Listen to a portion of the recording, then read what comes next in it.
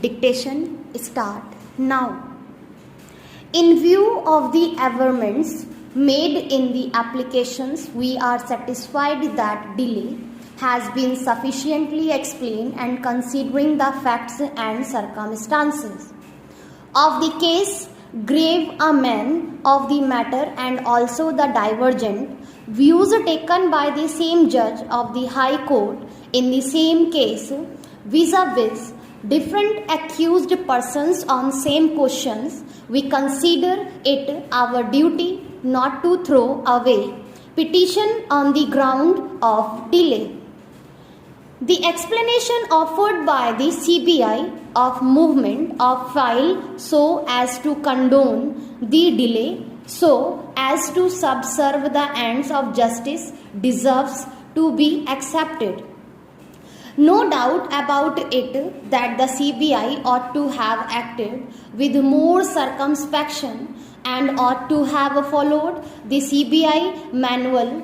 It is regrettable that we are receiving majority of the special leave petitions filed in this court bared by limitation not only on behalf of the government but also by the other private litigants. Not only that the special leave petitions are preferred with the delay, but in refilling also enormous time is consumed, and this court, in order to advance substantial justice, is not throwing away cases only on limitation, sufficiency of which has to be judged in a pragmatic manner so as to advance cause of justice. No doubt about it that litigants are supposed to act with circumspection within limitation, and that there should not be delay, and laches and state machinery should not be differentiated vis-a-vis with the private individual in the matter of filing the appeals, petitions, etc. However, in the facts and circumstances of the case and considering the averment in the applications, we deem it appropriate to condone the delay in filing the appeals in this court. In this case, we are surprised at the conduct of the CBI in such important matters. How such delay could not take place?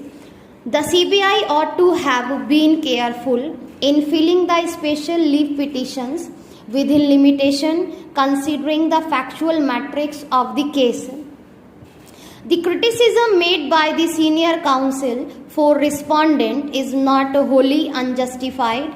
CBI ought to be guided by its manual. If CBI fails to act timely, people's faith will be shaken in its effectiveness.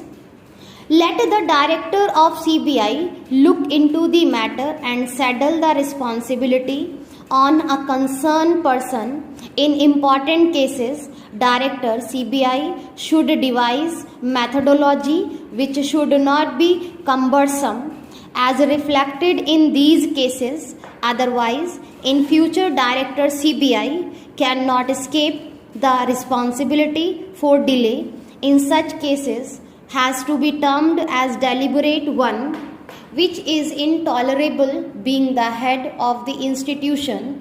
It was the responsibility of the director CBI to ensure that appeals were filed within limitation. There should not have been delay in filing special leave petitions at all. Resultantly, we set aside the impugned judgments and orders passed by the High Court, allow the appeals and direct the trial court concerned to expedite the trial and to conclude the same as far as possible within a period of 9 months from today.